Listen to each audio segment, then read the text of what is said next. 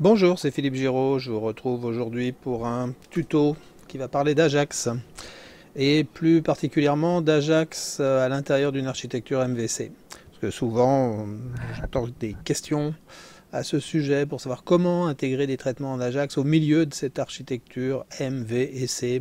Qu'est-ce qui est contrôleur, qu'est-ce qui est modèle, comment on continue de séparer les sujets, même quand on fait de l'Ajax.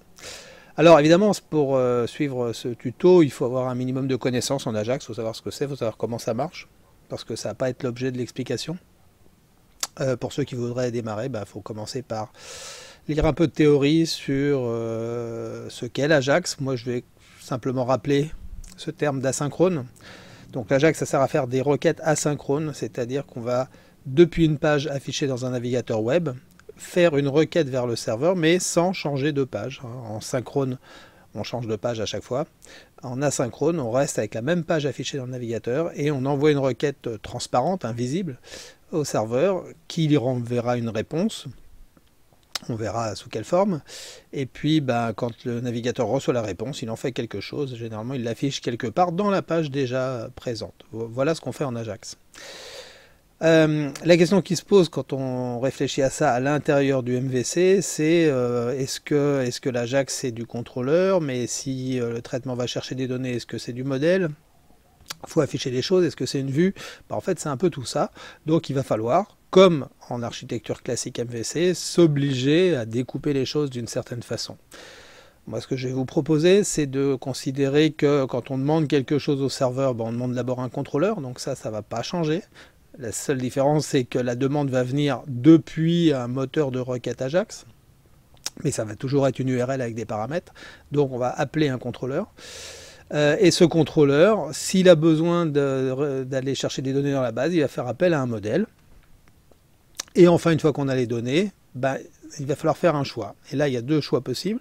Soit on continue de fabriquer la vue, une nouvelle vue ou un bout de vue, on peut appeler ça un template, côté serveur qu'on renvoie et qu'on intègre au milieu de la page, donc une vue déjà présente. C'est une possibilité. L'autre possibilité, c'est que le traitement côté serveur se contente de renvoyer les données du modèle au navigateur web et que la vue déjà affichée, la page dans le navigateur, s'occupe d'exploiter ces données comme on fait quand dans une vue on fait des échos avec des données qui viennent du modèle. Là on va faire pas des échos, mais on va grâce à du JavaScript faire des inner HTML pour mettre des mots un peu concrets sur le sujet. Voilà, donc moi je vais aller dans cette optique-là. Côté serveur, on va gérer contrôleur et modèle. On va renvoyer des données. Ça veut dire que la réponse n'est constituée que de données. Il faudra trouver un format à ça. On utilisera des flux, JSON en l'occurrence. Et puis en JavaScript, on s'occupera de découper et de traiter la réponse. Alors, deux façons de le faire, l'Ajax, soit on le fait en JavaScript dit de base, soit on se simplifie un peu les choses avec une librairie de type jQuery.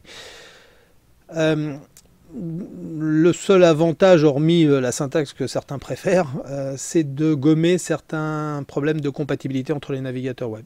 Les requêtes Ajax, pour les instancier, selon qu'on est sur Explorer ou sur d'autres navigateurs, il faut passer par de l'ActiveX ou des requêtes autres. Donc normalement, on est censé faire des ifs, on est censé lancer le bon code JavaScript pour créer la requête. Avec la librairie jQuery, on s'isole de ça, c'est jQuery qui le fait pour nous. On se contente d'implémenter un objet Ajax qui est prévu dans la librairie. On utilise les bons paramètres, mais qui sont assez similaires à ce qu'on retrouve dans le JavaScript de base. Et puis après, on déclenche la requête, on reçoit la réponse, on traite la réponse, ça ne change pas beaucoup. Donc je vais le faire avec cette librairie jQuery. Et puis je vais essayer de vous présenter ça à l'intérieur de l'exemple que vous avez peut-être vu dans d'autres tutos, qui est ce mini-site très théorique, mais qui permet de mettre en place des concepts qui me paraissent importants. Alors pour ça, je ne vais pas m'intéresser aux pages que vous avez pu voir dans les autres tutos, mais une fonctionnalité qui est un peu cachée, qui s'appelle Sample. En fait, c'est un mini framework, et donc j'ai une page de Sample qui permet, quand on crée une nouvelle fonctionnalité, de ne pas partir de rien. Donc un module Sample et une action qui s'appelle Index, qui m'amène sur cette page qui est une page de test. Comme vous voyez, c'est pas une page applicative. Alors ça teste plusieurs choses, des affichages de listes, du post en Ajax, c'est ce qui va nous intéresser, un post traditionnel ici. Donc moi ce qui m'intéresse c'est cette zone-là pour tester. Ici, que va faire mon Ajax? Rien de formidable. Deux champs. Ici, un premier champ, un deuxième champ. Quand je clique sur le bouton, la requête part vers le serveur, envoie donc les informations du formulaire, va récupérer une réponse et va afficher la réponse ici.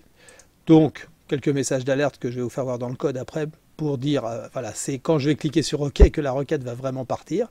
Toc, la requête part, la requête est terminée. Et donc, quand je vais cliquer sur OK, le traitement de la réponse fournie par l'Ajax va s'afficher ici. Voilà. Bon, l'exemple n'est pas impressionnant comme ça. Ce qui nous intéresse, comme d'habitude, c'est le code qui fait marcher ça. Alors, je vais partir directement de l'Ajax. Et puis après, on verra comment il est déclenché.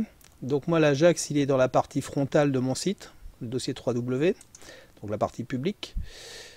Puisque c'est un JS qui doit être accessible.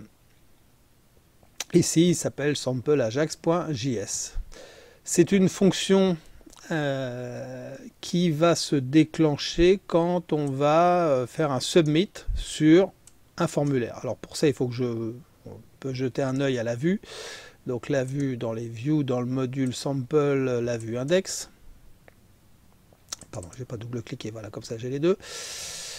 Ma vue avec mon formulaire test post en Ajax, c'est donc ce formulaire là. Voilà, qui sera un peu plus lisible.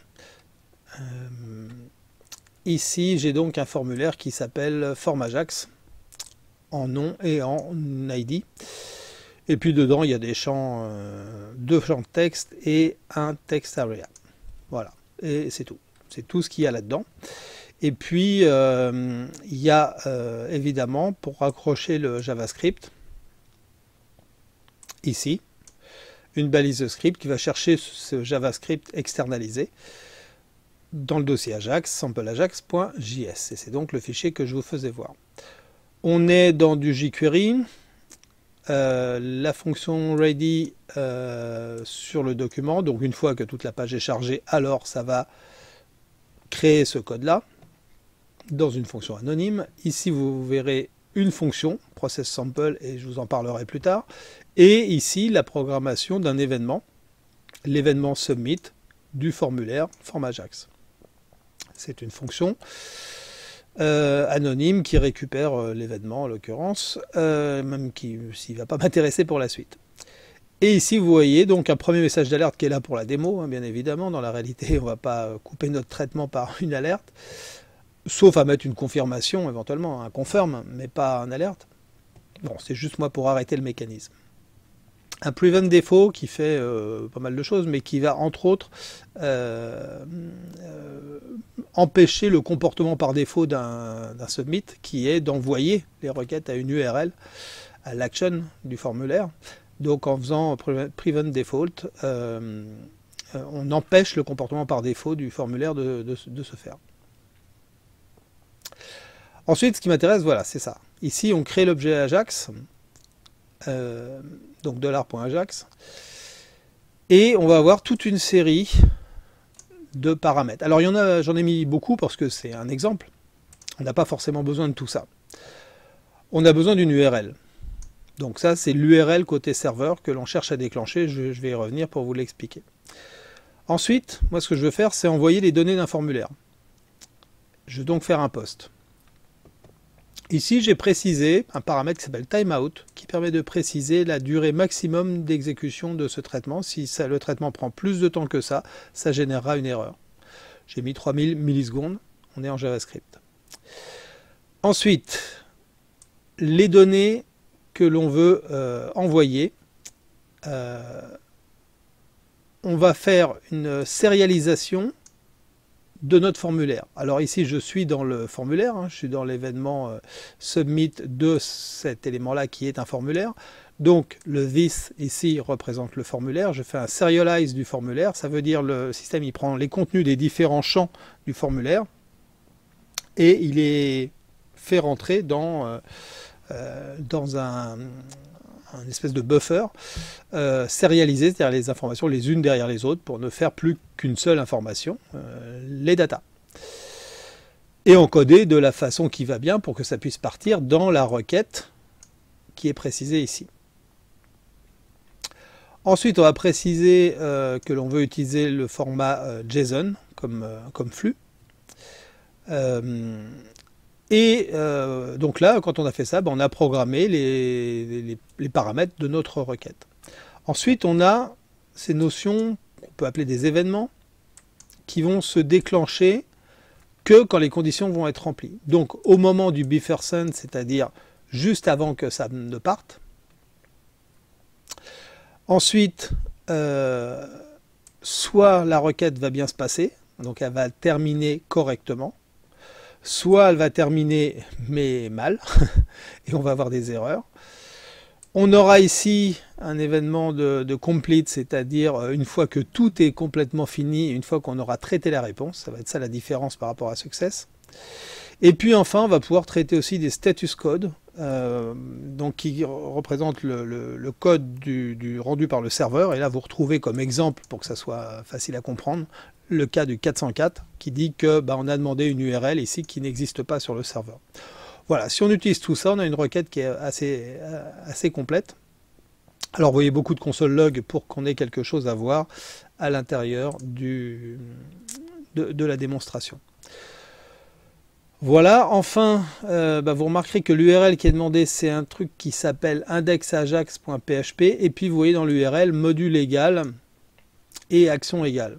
Et là, on retrouve une URL de type MVC, un front controller, alors ici qui n'est pas le même que celui de l'application normale qui est index.php, ici j'ai différencié en index Ajax, c'est-à-dire un front controller spécial Ajax.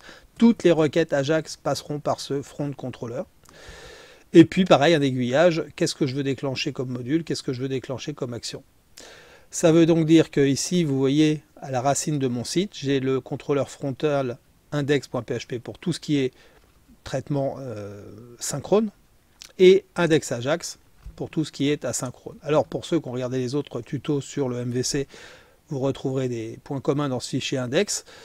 La seule différence, c'est qu'il y a évidemment le traitement Ajax, c'est un traitement aveugle, donc on n'a pas à gérer la fin de l'affichage ici. On se contente de faire un include de l'application Ajax que l'on cherche à déclencher. Donc même principe, on teste que le module, l'action, tout ça, ça existe. Et puis on recrée la session, on sécurise la session, et enfin on déclenche l'action, c'est-à-dire qu'on va vers les classes, et des choses que j'ai déjà expliquées dans les tutos précédents. Donc ici, je vais terminer cette première partie du tuto en vous faisant voir donc que j'appelle côté contrôleur un sample controller, et que dans mon sample controller, j'ai un form Ajax ici, qui est donc l'action form Ajax du module sample. Et c'est là qu'on va faire des choses pour générer le flux de JSON. Voilà, on a fait le tour des fichiers, donc on pourrait démarrer dans l'ordre, je vais remettre les fichiers dans un autre ordre, le contrôleur frontal Ajax qui va recevoir la requête, la vue qui affiche un formulaire et qui par l'événement submit va déclencher ici le script en jQuery, et la requête appelée ici, avant de pouvoir traiter des données qui seront reçues là, doit appeler le traitement côté serveur, une action dans un contrôleur. Voilà, je m'arrête là pour cette première partie. Je vous retrouve pour la deuxième partie pour expliquer en détail le code. À bientôt.